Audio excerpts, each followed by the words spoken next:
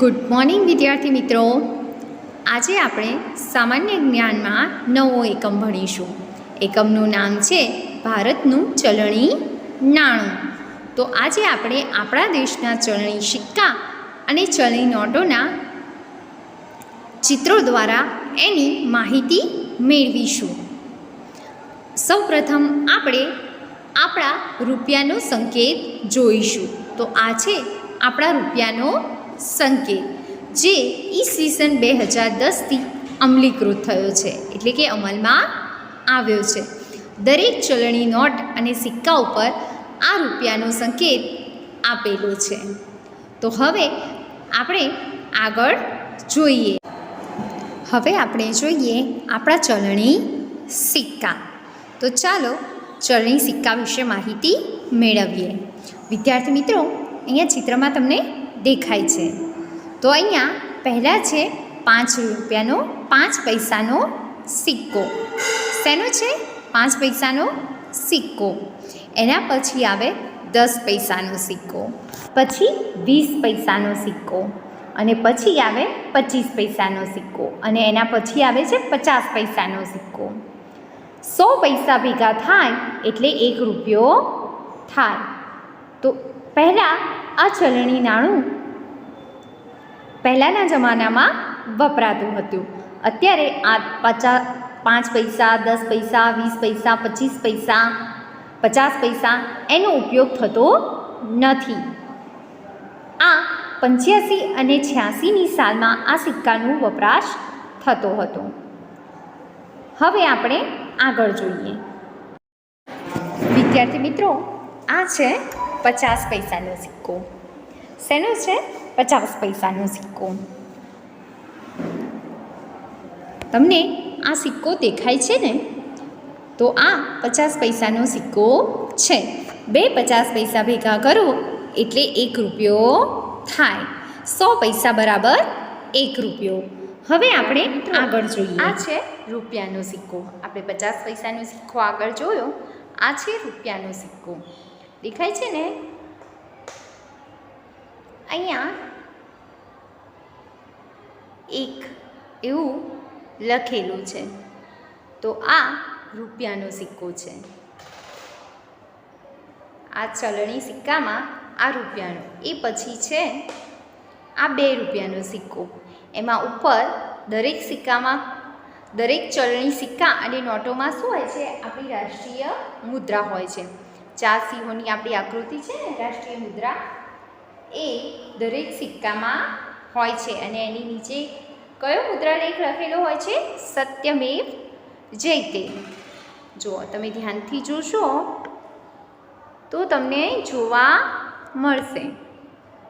તો જુઓ વિદ્યાર્થી મિત્રો, આ 4 સિંહની આકૃતિ અને એ મુદ્રાલેખની નીચે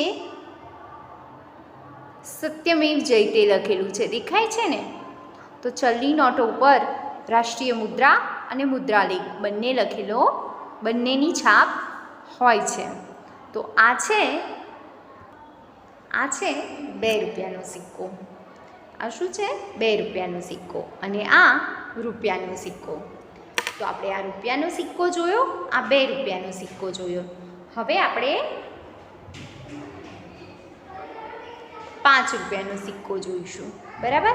તો આ છે 5 રૂપિયાનો સિક્કો, જે નાનો છે અને એની થોડો 2 રૂપિયાના સિક્કા અને રૂપિયાના સિક્કા કરતાં જાડો છે થોડો. તો આ છે 5 રૂપિયાનો સિક્કો. તો આ રૂપિયાનો સિક્કો, આ 2 રૂપિયાનો અને આ 5 રૂપિયાનો સિક્કો. હવે 5 રૂપિયા પછી આ છે 10 રૂપિયાનો સિક્કો. કયો છે આ? 10 રૂપિયાનો સિક્કો. આ સિક્કાની મદદથી આપણે કોઈ પણ વસ્તુ ખરીદી શકીએ છીએ. માનો આપણે 5 રૂપિયાની વસ્તુ ખરીદવી છે.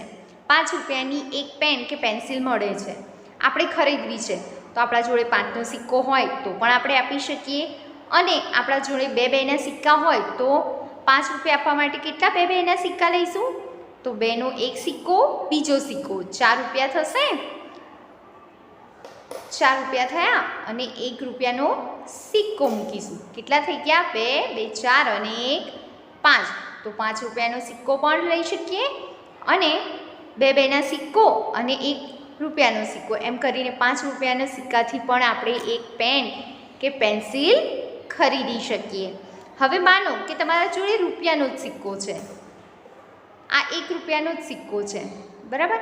તો આવા કેટલા સિક્કા લેશો ત્યારે ₹5 થાય? તો આ ₹1નો સિક્કો છે એવા આપણે 5 સિક્કા લઈએ ત્યારે કેટલા થાય? ₹5 થાય. ₹1ના 5 સિક્કા ભેગા કરીએ ત્યારે ₹5 થાય, બરાબર? હવે આપણે આગળ ચલણી નોટો જોઈશું. સિક્કા જોઈ ગયા, હવે આપણે ચલણી નોટો વિશે માહિતી મેળવીશું. તો આ પહેલી નોટ કઈ છે? આ પહેલી નોટ ₹1ની નોટ છે. આ પણ જૂનું ચલણી નાણું છે, બરાબર? તો આ ₹1ની નોટ છે. એના પછી આ છે ₹2ની નોટ. તમને દેખાય છે ચિત્રમાં, નીચે ₹2 પણ લખ્યું છે. તો આ છે ₹2ની નોટ. નોટો ઉપર પણ રાષ્ટ્રીય મુદ્રા આપેલી છે. હવે આગળ જોઈએ ₹5ની નોટ. તો આ છે ₹5ની નોટ. ₹5ની નોટ ઉપર ગાંધીજીનું ચિત્ર આપેલું છે. તો અહીંયા પણ આપણે જેમ ₹5ની વસ્તુ ખરીદવા માટે આપણે ₹1ની 5 નોટ ભેગી કરી હતી તો બની ગયા હતા ₹5 અને ₹2ની 2 નોટ અને ₹1ની નોટ ભેગી કરશો એટલે બની જશે ₹5. તો ₹5ની કોઈ પણ વસ્તુ ખરીદવા માટે આપણે 5ની નોટનો ઉપયોગ કરી શકીએ, 2ની નોટ અને ₹1ની નોટનો પણ ઉપયોગ કરી શકીએ. હવે આપણે આગળ જોઈએ. વિદ્યાર્થી મિત્રો, આ કઈ નોટ છે? આ છે ₹10ની નોટ. શેની નોટ છે? ₹10ની નોટ. તો આ ₹10ની નોટ ઉપર જુઓ ગાંધીજીનો ફોટો છે, દેખાય છે ને તમને? અને અહીંયા ભારતીય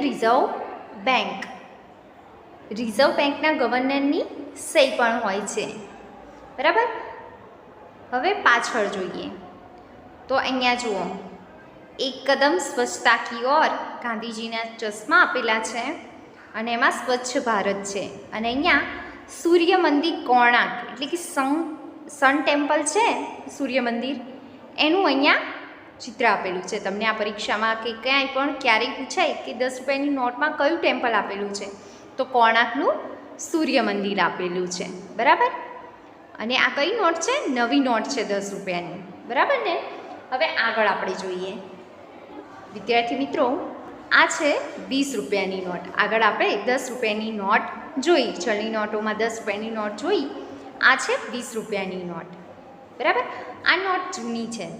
અત્યારે નવી નોટ ₹10ની જેમ આવેલી છે. તો આ છે નવી નોટ ₹20ની. જુઓ, આ પણ કેન્દ્ર સરકાર દ્વારા પ્રત્યાભૂત છે. અહીંયા પણ ગાંધીજીનો ફોટો આપેલો છે. રિઝર્વ બેંકની ગવર્નરની સહી છે, બરાબર? હવે એની પાછળ જોઈએ તો અહીંયા એલોરોની ગુફાનું ચિત્ર છે. ₹20ની નોટમાં શેનું ચિત્ર છે? એલોરોની ગુફાનું ચિત્ર છે. જ્યારે ₹10ની નોટ ઉપર કોણાર્કનું સૂર્ય મંદિરનું ચિત્ર હતું. તો આ છે ₹20ની નોટ, બરાબર? હવે આગળ જોઈએ. આ છે ₹50ની નોટ. હવે ₹50ની નોટ તમે જોઈ. હવે એની પાછળ કોનું ચિત્ર છે એ જોઈએ આપણે. અહીંયા છે હમ્પી સંસ્કૃતિ છે એનું ચિત્ર આપ્યું છે, હમ્પી સંસ્કૃતિનું, બરાબર? અને આ છે ₹50ની નોટ જે આછા વાદળી રંગની છે, બરાબર? હવે આગળ ₹100ની નોટ જોઈશું.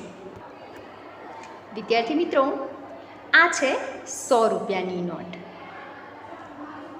બરાબર? હવે આ ₹100ની નોટમાં કોનું ચિત્ર છે આપણે જોઈએ તો આ 100 રૂપિયાની નોટમાં રાણીની વાવનું ચિત્ર છે. પાટણમાં જે રાણીની વાવ છે ને એ રાણીની વાવનું અહીંયા ચિત્ર આપેલું છે. ઘણા બધાએ અહીંયા પાટણની રાણી વાવ જોઈ જ હશે. તો આ 100 રૂપિયાની નોટમાં પાટણની રાણી વાવનું ચિત્ર આપેલું છે. દેખાય છે ને બધાને? તો આ છે 100 રૂપિયાની નોટ. વિદ્યાર્થી મિત્રો, આપણે નવી નોટ 100 રૂપિયાની જોઈએ. આ છે જૂની નોટ. પહેલાં ચલણમાં આ 100 રૂપિયાની જૂની નોટ હતી, અત્યારે પણ ચાલે જ છે, તમે બધાએ જોઈ પણ હશે. તો આ 100 રૂપિયાની નોટ છે જૂની. અને અત્યારે કઈ નવી નોટ આવી છે? આ, બરાબર ને? તો આ 100 રૂપિયાની નોટ છે. આ જૂની છે અને આ અત્યારની નવી નોટ છે, બરાબર? હવે આગળ જોઈએ. 100 રૂપિયાની ચલણની નોટ પછી આ છે 200 રૂપિયાની નોટ. 100ની નોટ તો જૂની પણ હતી અને નવી પણ 100ની નોટ આવી, પણ 200 રૂપિયાની નોટ હતી નહીં. આ નવી નોટ 200 રૂપિયાની આવી છે. આ છે 200 રૂપિયાની નોટ, બરાબર? હવે એની પાછળ આપણે જોઈએ શેનું ચિત્ર છે. તો 200 રૂપિયાની નોટની પાછળ સાચી સુપ્ત. શેનું ચિત્ર છે? સાચી સુપ્તનું ચિત્ર આપેલું છે. તો 200 રૂપિયાની નોટ ઉપર સાચી સુપ્તનું ચિત્ર છે. જ્યારે 100ની નોટ ઉપર પાટણની રાણકી વાવ છે. તો આ છે 200 રૂપિયાની ચલણી નોટ. આપણે કોઈ પણ વસ્તુ 200 રૂપિયાની ખરીદવી હોય તો આપણે આ નોટથી ખરીદી શકીએ.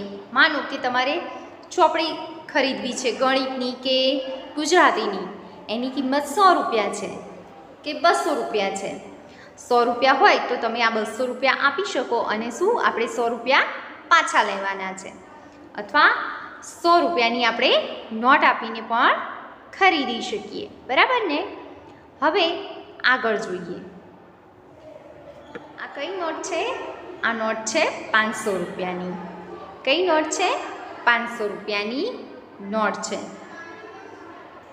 તો 500 રૂપિયાની નોટમાં આપણે જોઈએ કે શેનું ચિત્ર છે? લાલ કિલ્લાનું ચિત્ર છે. જ્યાં 15મી ઓગસ્ટ અને 26મી જાન્યુઆરીએ રાષ્ટ્રધ્વજ ફરકાવવામાં આવે છે અને આપણા પ્રધાનમંત્રી ત્યાં સંબોધન કરે છે. એ લાલ કિલ્લો છે. તો અહીંયા લાલ કિલ્લાનું ચિત્ર આપેલું છે. 500ની નોટ ઉપર લાલ કિલ્લાનું ચિત્ર છે. અને આ છે 500 રૂપિયાની નોટ, બરાબર? 100ની 5 નોટ ભેગી કરીએ ત્યારે 500 રૂપિયા થાય. જેમ આપણે બેના ને એક સિક્કામાં કરતા હતા એ રીતે 200 રૂપિયાની 2 નોટ અને એક 100ની નોટ થઈને શું થઈ જશે? 500 રૂપિયા, બરાબર? હવે આગળ જોઈએ. હવે આ છે 2000ની નોટ, બરાબર? 2000ની નોટની પાછળ શેનું ચિત્ર છે? મંગલયાનનું. શેનું ચિત્ર છે? મંગલયાનનું ચિત્ર આપેલું છે 2000ની નોટની પાછળ, બરાબર? અને 2000ની નોટ આછા ગુલાબી રંગની છે. 500ની નોટ હરા રંગની હતી, 200ની કેસરી કલરની હતી અને 2000ની ગુલાબી રંગની છે. તો આ છે 2000 રૂપિયાની નોટ. આ હતું આપણું ભારતીય ચલણી નાણું.